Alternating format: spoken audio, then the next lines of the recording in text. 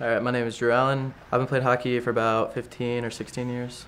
My favorite player is Patrick Kane. He plays for the Chicago Blackhawks. I got started playing hockey. I kind of grew up playing a bunch of different sports, and then hockey was really just the one that stuck, and just always loved the game. My most memorable game would probably be 2 years ago in Wichita Falls, and played on military night in front of about 7,000 fans. Favorite part of the game is probably just the speed and how it's always going. There aren't very many stops in the game.